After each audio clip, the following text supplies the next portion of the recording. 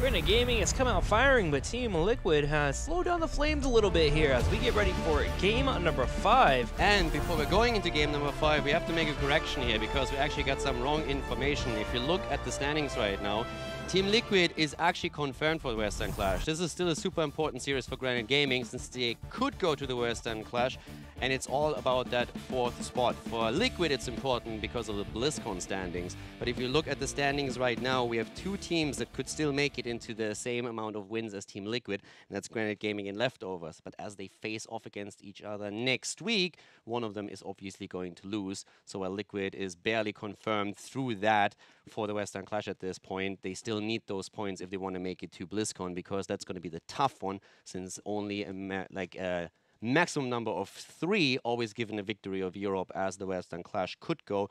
If Europe doesn't take the Western Clash, then it's only 2 teams. Well, we'll see what's going to happen here as we go into game number 5 and see if Granite Gaming can continue to look for that 4th spot. The battleground has been chosen, and we're going to Towers of Doom, which it feels like every time we go to a game 5, Towers of Doom is typically the map that we go to. We had that a lot, yeah. Yep. It's also the map that I expected even a little bit earlier. It's a 2-0 for Team Liquid on the map, and they like that map a lot. Now, this is the map that we did have Samuro, Zeratul, and Blair on. I know we keep bringing it up, but I feel like we just got to talk about it, as it's something that Granite Gaming did pull off, and they were able to get a win with it in a clutch best-of-5 series. Abatha, TLV, Samuro, Valera, Zeratul, seen them all here. Yep, they are definitely all heroes that can be picked up and used to perfection. Now, of course, the standard ones, the Haka usually comes in this rotation. Urel, who actually hasn't been much of a mainstay here for our teams, and this series in particular is great on this battleground with their ability to rotate with Divine Steed. And then, of course, you've always got Blaze. And still, for Liquid, this is going to be... It would be a great victory. Being down 2-1 and then making it into that spot would be fantastic for them. They need those points for especially BlizzCon, but also for the standings right now. Every map really counts here, but you want to have those match wins. That's actually the biggest problem that Fnatic has. They have the map score, but they don't have the match score. So they still have potential to turn this around going into the second part of the phase. But at this point, they are very likely to even miss out on the Western Clash. Team Liquid, on the other hand, with an immediate ban on Abatha here after we initially see Genji taken away. Diablo once again banned now. And Zeratul will be the answer back here for Team Liquid.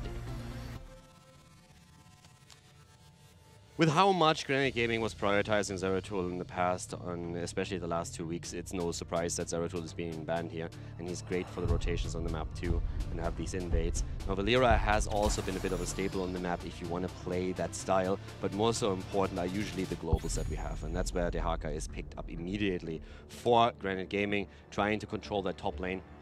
And this is also, by the way, a series where we have seen only 1 game with Urel so far.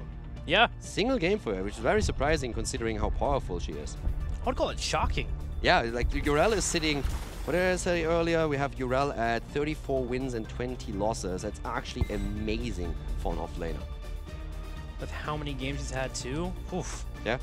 Urel has been played 54 times, 63% win rate. No other offlaner is even close to that.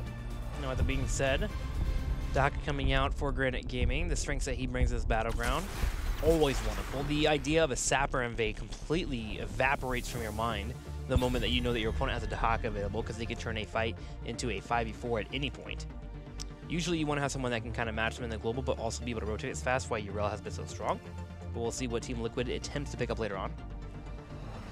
Phoenix coming in again for Granite Gaming. Memecraft once more. They played Phoenix. Again, Phoenix is just a hero where they struggle with. They love to play him. And the pocket pits are getting banned out. Yeah, Valera for Team Liquid, and Granite Gaming takes away the Vikings.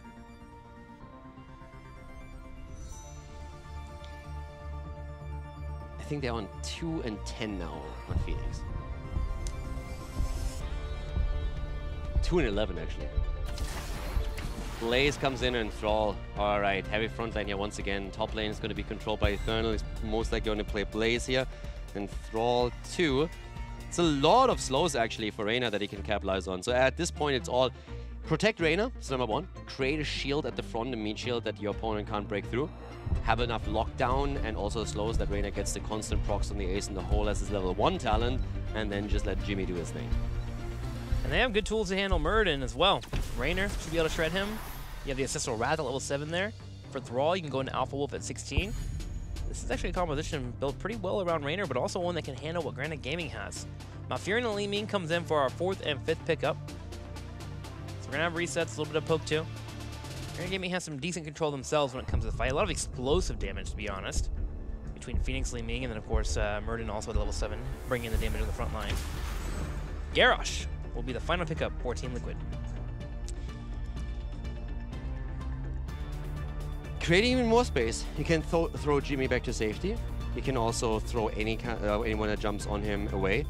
Against Dehaka, when Dehaka tries to get a flank on the Jimmy, that could actually really throw a very lot for them. I like it. I mean, it's very telegraphed what you're trying to do here, but that doesn't make it bad. And so far, we have seen great play by most of the Reina players, getting a lot of damage out. The hero just looks really strong after the rework.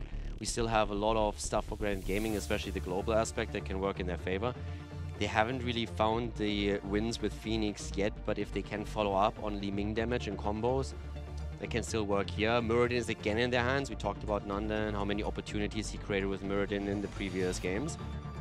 But I would still give Team Liquid the upper hand now for this one. This is looking very, very powerful. A lot of CC, a lot of zone control. I think I stand with you on that. I really like what Team Liquid has for this battleground. I can see a world where Li Ming does well against Thrall. Even Garrosh a little bit, having the ability to blow them up and try and get a reset. And then, of course, you have that reset factor that can be something that Granite Gaming relies on. We'll see if they can pull that off, though, as we head into game number 5.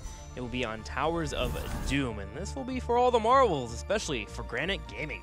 Yeah, for Granite Gaming, it's still going to be super important. Towers of Doom. This is map number 5 as Memecraft finds himself on the left side for Granite Gaming on Li Ming. Wolfjaw, on the other hand, he's currently playing Malfurion. We're seeing Raid Boss on Phoenix. We're having Nanda on Muradin, and Darkmorg, as seen before, is playing Dehaka. On the right side in the red, Team Liquid. Eternal on Blaze, Ocelobs on Thrall, Nurok on Deckard Cain, Arcaner on Rainer, and Sport Billy on Garrosh. And again, in case that you're only watching the VOD here, not following the live stream, including the draft, we have to make a quick correction here. Team Liquid is qualified for the Western Clash at this point. Currently, there's only 2 teams in the standings that can still draw even with them in victories, and that is Granite Gaming and Leftovers. But the 2 teams meet off against each other next week. Therefore, one of them is guaranteed to lose, which means that Team Liquid is already in the top 4 of Europe. Our apologies for that. For Granite Gaming, of course, there's a lot on the line here, since with the victory over Team Liquid today, they at least still have a chance to make it to the Western Clash, which is of course their goal. But for both of these teams, the series is highly important either way, since it's not only about the Western Clash when you look at the standings. The points continue through the Western Clash into Part 2 of Phase 2, and it means that you're already thinking about BlizzCon here with every single map you play. Exactly. Seeing BlizzCon also important. Every match continues to be important for our team, so Team Liquid will still not be taking this lightly at all, as they already have a fight in the bottom right corner. A little bit of a trade between the two, but Arcaner working those steps in shows the power of what Jimmy can do. Granite Gaming making a play for the fast sapper camps, typically something that you can attempt to pull off if you're playing with a Dehaka, and they do have one already in the top lane. And that means if they grab the first sapper camp, they have the chance to maybe move for an invade, and they have good tools to do so. They have Muradin here, who is wonderful for jumping in that sapper camp. If they need help, they'll pull up Dehaka. Here he is. Darkmorg comes in, and they try to clear up the sappers, but Team Liquid hasn't put too much damage on there, and they have a teammate rotating over. They might be able to fight this as Garrosh gets dragged over. Yeah, and Blaze is there, and Raid Boss is already low, and he barely gets away, and that's a close call. Survives for now.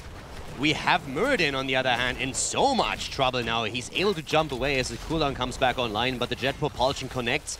At this point, though, Nanda looks very likely to walk out of this. The camp has been stolen away, so from that perspective, it was a success for Granite Gaming, but they really had a lot of trouble in that fight. Arcaner, still careful here on Jimmy. I have to say that I think for Granite Gaming, team fights later on are going to be incredibly difficult to win. Liquid looks super powerful with that beefy front line and all the CC that they have. Unless Liquid gets snowballed here again, I think in a 5 versus 5 setup, Team Liquid is going to bring the pain, especially if Muradin at any point starts to jump in. If the lockdown hits him, he's going to be in trouble. More so if Brawl specs into Alpha Wolf on level 16, which is something he doesn't really have to, but against Muradin, it's always a consideration. I feel like Donovan's going to be pretty well equipped for it, though, especially in that fight in the bottom right Sappers. I feel like the reason why they even got that camp was because of how well he played. He danced around, Garrosh got the tosses in there, he saved his Dwarf Toss for the escape, and also had some pretty cool juke maneuvers when it came to dealing with Raw coming out with the Wolves, but definitely something that they have to worry about as we go into later stages, especially when we consider that Sportbilly is back on Garrosh. I remember when he debuted his Garrosh here in the HGC. He really helped put Team Liquid, who was struggling at the time, get a couple of wins. For sure, one of the top 3 Garrosh players that we had in the league, easily aiming for the #1 spot there even. Nurok with a channel attempt. The top 2 altars are being exchanged here, so it's all for the third one down here at the bottom. Jimmy is in trouble. Arcana is really locked down here by Muradin and by Darkmok, and that's the kill against him. Arcana positioning himself too aggressively, and that allows Muradin to set the stuns up. Then Dehaka comes in, and that is, I think, the only real combo that can threaten Reina here. So Arcana needs to be aware of it. Sportbilly or someone else has to zone once the Dehaka makes his burrow attempt. And if they can avoid that, I think they should be fine of getting a lot of damage out of their only range damage dealer in the game. Daka's so good at beelining for a character. With him coming in on the Brushsucker and then using the Dark Swarm, he was able to move straight through the body blocks that would have been there between Garrosh and Decker Kane and just go straight for Raynor and secure that drag. And that'll be the main concept for him the entire time, using that Dark Swarm to make sure that he gets straight to Raynor and goes for that prime opportunity to land it. It's going to be hard for him to dodge out on Raynor. Yeah, definitely. It's one of those things where you have to then lock down the follow-up, or where you have to create a bit of space. And if you think about the way that Garrosh works here, and also Blaze, that can definitely work. Nanda jumping away just as the root is about to connect. That was a good one for him, because if he finds himself in that spot, that would have been tough. But Granite Gaming definitely bringing the fights in this game. Like, a lot of aggression from them. Yeah. Triple hit here, by the way, instantly completing the quest on the side of Garrosh. That'll be nice for them, that cooldown reduction. Team Liquid is starting to go for their own evade, though. With Blaze in the middle lane, they know that they have reinforcements, they need it. Big engage here on the bottom left on Raid Boss, able to just barely dodge out, and that Wolf coming for him. Yeah, but here comes the rotation from the rest of the team, and Eternal is now there. They can still make a play for that camp. Darkmok is connecting some of his tracks, but he's also eating a lot of damage here. The same is true for Eternal, though, and he falls as he's taken down by Phoenix. Raid Boss getting the damage in here. Well played by him in the second kill for Granite Gaming. Unfortunate timing for Team Liquid to lose a member, though. With all responding in about 5 seconds, and the Sappers to be grabbed by Granite Gaming. They'll be able to have a push going towards the south, towards the fort. They'll be able to clear up the Sappers that Team Liquid grabbed earlier. And they'll be able to get a few more additional shots on the core. Good play there from Granite Gaming, and a nice little prize for them. Yeah. Waits. Granite Gaming wants to keep the Western Clash hopes alive here for sure. And they're really fighting for every single inch of these maps. I mean, either way, even if they lose this series, the 2 wins against Team Liquid are already highly important for, first of all, dodge out any chance of adding up in the Crucible, and second of all, opening up opportunities for BlizzCon. Sportbilly is again in trouble, and he is very likely to fall here, completely trapped and goes down eventually. The bell tower has taken 2. Granite Gaming is just running over Team Liquid in the early game again. Liquid is just struggling so much. It was the same on Volskaya. We saw it on Tomb. The early game is where Granite Gaming really excels. They get a fort for it. They will lose the Sappers that have been grabbed by Team Liquid in the top lane, which will put some damage on that fort, but they'll be able to have it still standing. They have Daka to go up there in the top lane, and all they have to do right now is work on level 10. Granite Gaming in a prime position here to continue moving forward through the game. Now, Team Liquid, of course, when they hit level 10, things get much better. Earthquake, got Bunker coming in. Hyperion should be a choice here for them to be able to work in those auto attack damage, and they have the pick potential with the taunt. But right now, Granite Gaming is standing firm. Yeah, level 10. Level ahead completely. Complete map control right now, and they already control the bottom of the map, so now they can think about, okay, what are we going to do with those level 10s? And they should get both of these altars, and that would be 10 shots if they play that correctly. There's no way for Team Liquid to really recapture the bottom lane in time, so this is a really, really devastating situation for Liquid. Now, again, it is a map where you can start comebacks, and we saw a fantastic comeback from Team Liquid just on the last map, on Tomb of the Spider Queen.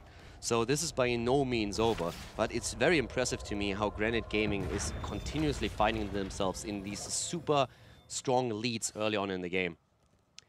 And Granite Gaming also not making a play for that second altar. Liquid is so close to 10 that they just don't want to risk it. Instead, they're taking the camp at the bot lane and they try to play it through that angle because they expect Liquid to show up in force at the top of the map. It's a really difficult altar to take, even with them not having Tims, with Garrosh being able to toss you over a wall. I think that's the biggest concern for them, yeah. You don't want to walk into that. You have Scrolls constantly coming out. Arcaner is going to use Hyperion, as Team Liquid's going to make a play here to try and clear out this Bell Tower and the Sappers. I like the Hyperion to force that and force the space. It allows them to clear the Zappers immediately. I'm still asking myself if Granite Gaming should have made that move up at the top. But I can understand why you would decide against that. Your opponent is close to 10. There is Garrosh to consider.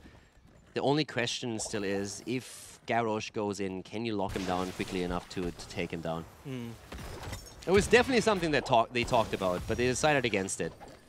And I don't really hate it as a play. It's the more cautious approach to it. With the aggression that we've seen from Granite Gaming, I would not have put it. I actually expected them to go for it. The trade-off is they can set up camp again in the Bell Tower on the bottom right. Hyperion was used to put some damage on it, but it still stands pretty strong. Sport Billy taking a lot of damage here on the front line as Raid Boss trying to get the kill. The Wave of Force has been coming out too, but the heals are just enough as Decker Kate hooks up Sport Billy. Salvo comes out, does not connect with Sport Billy, but it will be some decent damage on Hasselhoffs. Yeah, and it forces all of them back for now. It should be back up for the next objective. Actually, not quite. We're going to have a 20-second window, roughly. It's not going to be available, even a bit bigger than that, roughly looking at half a minute. Sappers grabbed to push in the bottom lane. Try and force Team Liquid's hand. This is actually going to make it easy for Liquid. Liquid's going to reclaim the Bell Tower now. Likely to do that at least, especially with Raid Boss being busy at the camp, but the Haka showing topside. So this should be a reclaimed Bell Tower, and then Liquid will just barely be on the same talent. I mean, Granite Gaming is trying to get the level 13, but I'm not quite sure if they can really take that in time. They're going to attempt it through the Haka at the top side, and also Phoenix is now moving into the middle to take another wave down, so that might just be enough. But if Liquid plays it, Bell Tower is taken. Don't want to engage in that to take the Bell Tower back, and that's enough for now. But Liquid is back in this.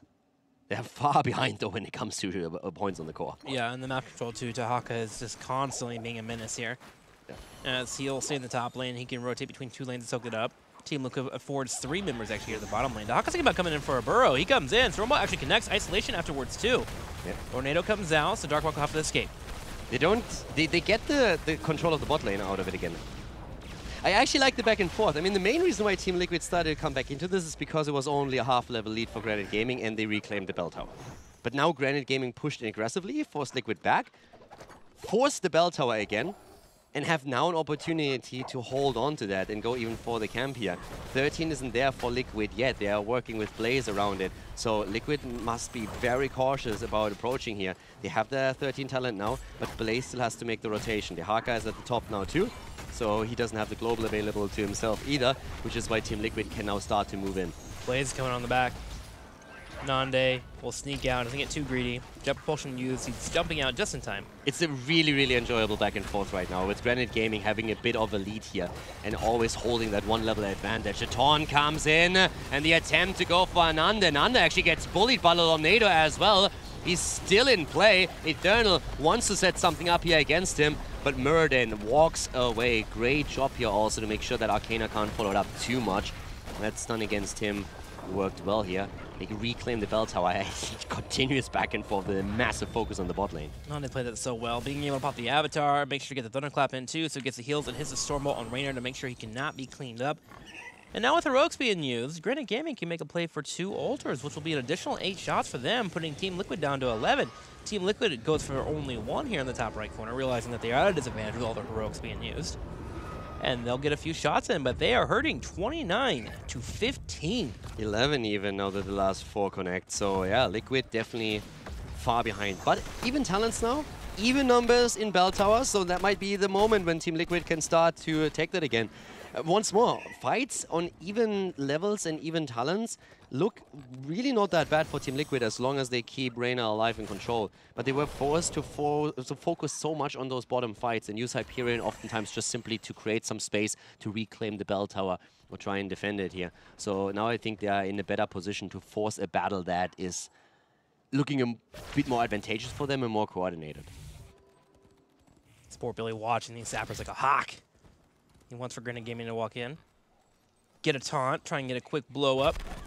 They even start the Sappers here too. Team Liquid is desperately looking for a fight. Will Granite Gaming bite? Dahaka still has that brush hugger. He can come in. He's in the middle lane. Blade's coming down too. Team Liquid might be able to get these sappers and get those pushing in that fort. It won't get the full bell tower down and low on health for them to clean up, but it will be a nice little win for them. They actually could use Hyperion if they wanted to fully commit here. I like how safe Granite Gaming plays this though. They know they have 16 quicker way earlier, so they are just saying, okay, give it up. Posture, poke. If we see an opening, we go for it. But if they dodge the shots, if they dodge the poke and we can't get someone low by landing a combo through Li Ming, then just back off and say, okay, we're going to wait for 16. And now they have 16, which is when they're going to become a little bit more aggressive. Granite Gaming has really grown as a team. And I'm really liking what I'm seeing. The early game aggression has now led them to a massive lead several times now. And they're playing a lot more discipline throughout the mid game too. Liquid still on that verge of making all of this happen and turning it around again, but Granite Gaming plays a very, very cool style here for sure. That team has grown so much. Phoenix grabbing the ult to the south here to get a few more shots. That'll put Team Liquid down to 7. Dahaka comes in, Indomitable popped, Lornado also used. Nande's fine and safe. He's controlling that funnel here in the top left. Team Liquid split. Nande comes in, gets a Storm Bolt, and Granite Gaming's trying to find a place to collapse. They collapse, they find Raynor. Reyna is down and the channel is through. Again, it's the same problem. It's a small lead in experience that gives the extra talent to Granite Gaming. And then Liquid is scrambling to get the interrupts. And through them having to scramble to get the interrupt, they expose Reyna. I mean, the entire composition that you look on for Team Liquid is down to 3 points, but the entire setup that we have for Team Liquid is designed to provide slows for Reyna to give him the damage and also to make sure that you can protect him. But Arcana is jumped on over and over and over again because everybody is trying to find an angle where they can interrupt the channel. And now Liquid is so far behind. 3 points against 29, and again the 1 level lead for Granite Gaming, who can now finish this by either a boss play, through the mercenaries, protecting them through the bot lane or top lane, and also, of course, channeling another altar. So Liquid is in a horrible spot where they say, guys, do or die. Yeah. Go for the boss play. Because it's not only about them taking the 4 shots, it's about them taking it away as an option for Granite Gaming. They want to make sure that Granite Gaming can't pull them around like Taffy. So Team Liquid takes this boss. That'll be 4 shots. It's now off the map. But Granite Gaming has other issues that they're trying to implore on Team Liquid. They grab the sappers. They'll be looking to open that bell tower in the south. Team Liquid needs to rotate down and start working on defense for that. As Granite Gaming will slowly etch into level 20 here. Now there is a few more levels for Team Liquid to fight on even talents. So this should be in a solid spot there. The next altar will only be 1. So they can definitely fight in that bottom left choke. Just a matter if they have to win every single one or they lose the game. Liquid needs to find that fight that this composition is designed to provide, and so far that was not the case. Every time Granite Gaming, with the discipline that they have and with the coordination that they show today, have managed to be a talent ahead or to have a very significant advantage in positioning on the map. And right now, this is maybe the one fight that Team Liquid gets to start and turn this around. And here comes the first Earthquake, and they're going straight for 8 boss, and Phoenix is down. That's exactly what they were looking for. Protect Reyna, provide the slows, and then go in with the damage, and they find it. The interrupt as the warp comes through once more from Deckard Cain, and that's the end of Phoenix. And now it's time to get some momentum going. Team Liquid needs to get the most out of this. Again, Nurok with Lornado does not allow for the teleport to happen for Phoenix. Now they get the sappers, and they look to grab everything they can here. Team Liquid can also channel soon. They would love to get this bell tower first, get an additional point here. They have a third on watching just in case Dahaka comes over to sneak it. Granite Gaming also taking one of these sappers away by clearing at the top. Oh, but the nice little save from Sport Billy. He tosses it in. Also waits for the minion wave to come forward too, so he can make sure that gets the additional damage. Yeah, they want to have the bottom now so that they can channel through with 5 points. That's what they're going for. Not only do you control the bot lane, it makes you safer because it's much harder for your opponent to get Sapper camps towards your own core and win the game. But also you want to have those extra points in.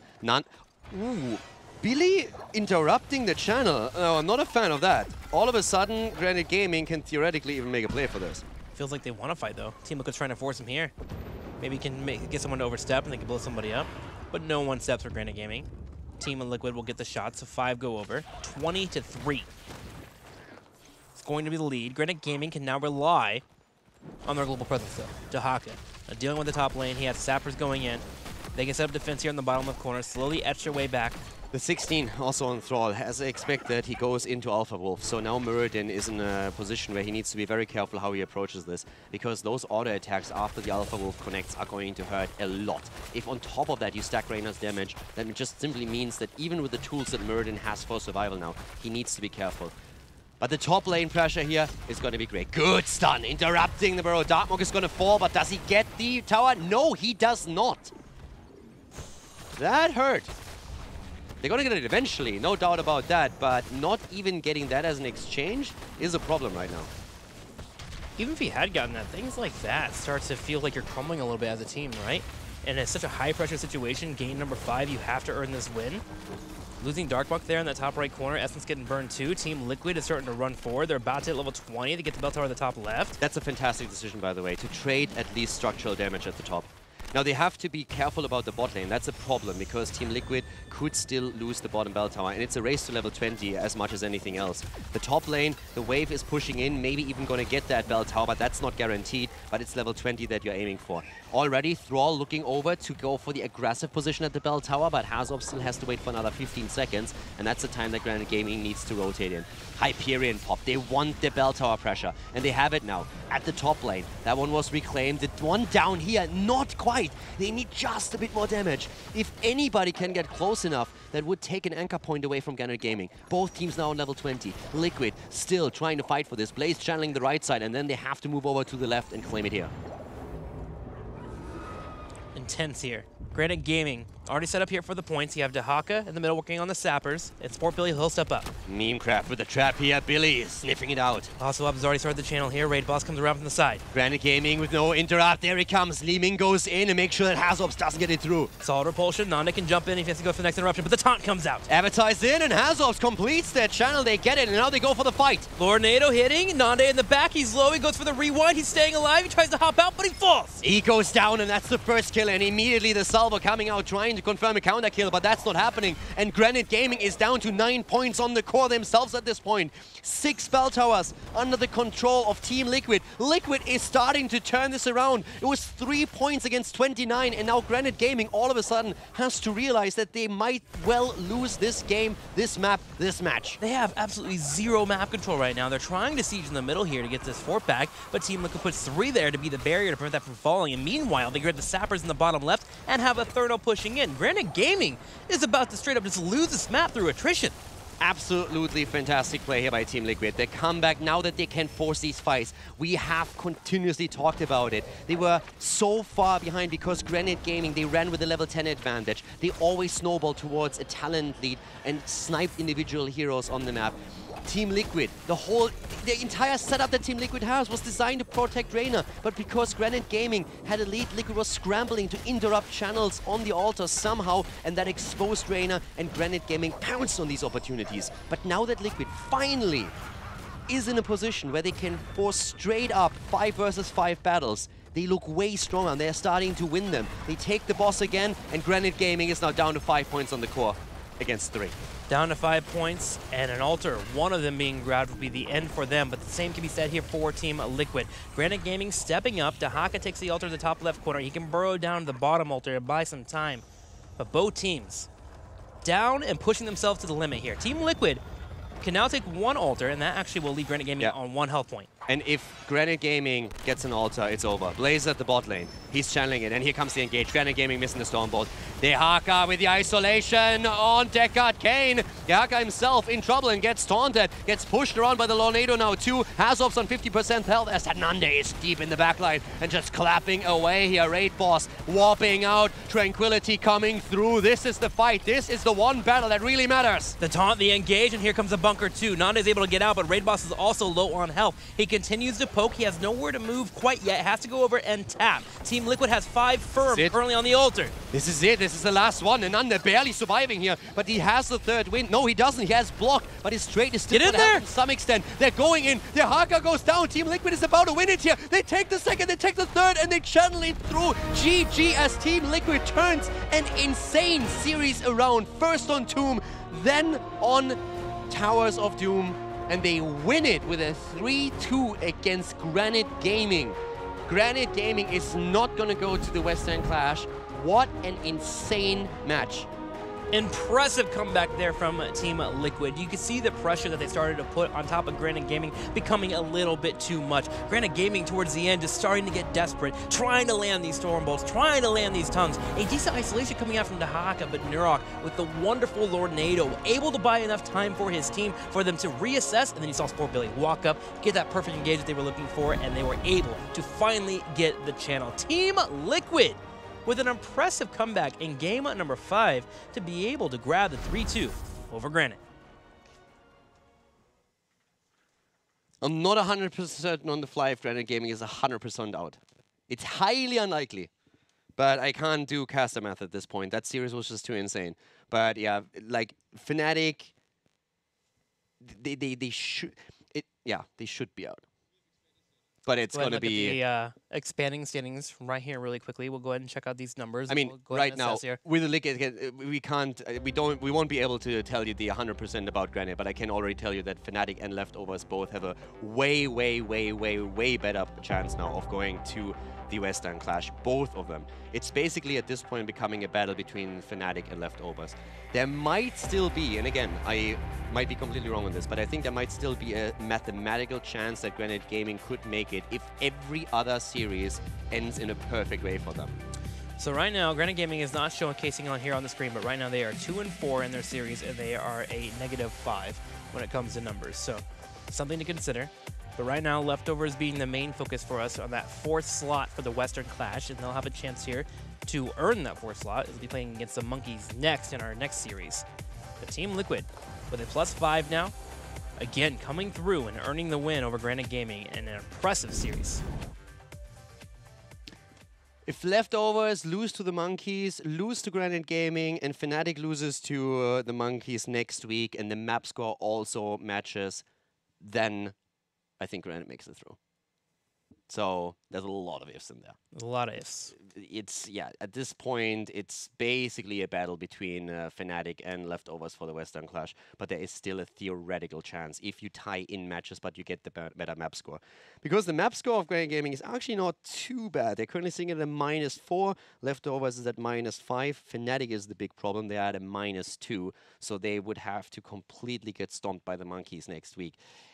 Question how likely that is. So that's what Granite Gaming depends on right now. They're basically, yeah, we have seen crazy things happen. So in this particular phase, so I'm not going to say they're definitely out, but yeah, they have a very slim chance. For now, it's really Leftovers and Fnatic that matters, and then it comes now down for Leftovers to first of all, do they win the next series against the Monkeys, and then it also depends on how Fnatic performs against the Monkeys in next week. And I think Fnatic is probably going to train a lot with Granite Gaming because they want Granite Gaming to win the series against Leftovers next week. If all that comes together, then Fnatic goes over Leftovers in that 4th spot for the Western Clash. With all that being said, though, Granite Gaming, they can be proud of who they are as a team. They have really shown their ability to put themselves against some of the best here in the HGC, taking Team Liquid all the way to game number 5 and being in a spot in both maps where I feel like they should have been able to earn a win is something they can be proud of. Dude, they're insane right now. I mean, seriously, if you consider that they only just made that swap in on the roles and how much they improved ever since then, they should arguably have won that series. And also for Liquid's perspective, it's great because them managing to turn that around, they should have lost Tomb already, and then they found some way to come back into it. And then they're basically out on towers as well, and they're just still sitting there and saying like, no, we're not going to lose that. Screw that. We're going to take this. Team Liquid able to hold on and get the win here. And we have Hasselwabs to actually talk about that series in whole. First thing I want to hear from you, Hasselwabs, is your first thoughts about that series, because it was a bit of a crazy one. Yeah, I'm actually sorry for that for all the fans, because I think we played pretty bad overall. The only thing we did good was like the clutch masters and the shot calls in late game when it was necessary. But like the early games, the mid games and so on were very poor, I'd say. Let's focus on the positive, actually. You talked about being clutch here. Let's talk about that last series that last fight that we saw on Towers of Doom. I want to actually kind of check in with you and get your full thought process of what's going on there, as we actually have the full replay to look at here. So what is going through your mind as a team during this entire team fight? So the initial shot call was that Blaze will stall bottom shrine in case the Haka tries to get that. And we see that Arcana on the right side is slightly out of position, but he sidesteps the stun. So in that moment, we say we just have to team fight right away and try to win this fight. So, you know, everyone is like calling targets and cooldowns and so on. I'm not even sure how we won it. I would need to see it now again. Honestly, you're buying a lot of time here on the left as Thrall, as you're dealing with both Memecraft and Raid Boss. So congrats there, because that was a very scary 2-on-1 that you were in. These Lornados that have been coming out from Nurok have been impressive as well. He got a couple of kills on Phoenix in particular. Do you guys really enjoy Lornado as a heroic? Yes, absolutely. We actually practiced this quite a bit, especially against Phoenix. It's very hard for Phoenix to use his warp when you are Lornadoed, and depending on the draft, you can even kill their front line. Like, let's say we CC Muradin and we Lornado him, it's very hard to press a button, especially if we have any kind of follow-up CC. In this game, it was a bit harder because the way we drafted, but I think Lornado is a very strong tool to mess with their cooldowns, basically. They can't really press buttons when they're stuck in it. I mean, you guys really showed that today. I'm going to go ahead and send you over to Caldor, but congratulations, man, on your win today. I mean, as I said, thanks. The Lornado even confirmed that comeback on Tomb of the Spider Queen too. Yes. But since we have the Careback coming in and focusing on the positive, let's go full German and focus on the negative a little bit. What happens? What happens in the early game right now? Because I was actually blown away, first of all, by how much better Granite Gaming plays right now. But you guys seem to have huge problems in the early stages. They nearly snowballed you on Tomb of the Spider Queen and got a huge lead towards level 10 in the second turn-in. And we saw a similar situation develop on Towers. Did you guys underestimate them a little bit, especially after the initial win on Dragonshire, or what exactly, what happened there? What's the problem in the early stage of the game for you right now? So yeah, Dragonshire was the only clean game that we had, I think. And then I actually have no idea. Like on Volskaya, everything just fell apart early on. We couldn't even contest the first objective. We made very poor rotations. We kind of got stuck on bottom. They were in between and so on. And then on Tomb again, the laning setup wasn't really ideal. Like with me on bottom, first against Lorik, that's fine. But the moment Phoenix comes, it's actually not that good for us anymore. And they also got kills, which lets them snowball. It's not only the payments, but that we are dying is, I think, the big issue. And we need to clean that up. Because as I said, I think this was not a good showing by us, a pretty good showing by them. But I think we made it possible for them to look at that good. The positive aspect of it is you actually came back into this. Did you guys believe in it the entire time? Because I'm looking at Tomb of the Spider Queen. I see you 2 talents behind at some point. It's 3.5 levels that you're behind. They're pushing your keep, and at that moment, it's basically, okay, this looks like game over. And then the Lornado comes out, interrupts the warp, you get Phoenix, and you start to just completely go bloodlust on them and take 2 more kills, and you can just keep the pressure up. But did you guys believe until the end, okay, we can still turn this? Or was it already in your head something like, okay, this is looking like we're losing right now? I mean, when the game looks that bad, you still have to believe. You need to remind yourself, what is the winning condition? Like, what kind of play we have to do to get at least a pick and then maybe a payment. So we knew that Lornado, like I talked about this before, Lornado is very good against Phoenix. And Nura kept saying, like, the moment Phoenix dismounts or is not on a horse, he will try to combo. And actually, eventually it worked. So yeah, shout out to Nurok for clutching it in that moment. And you know what?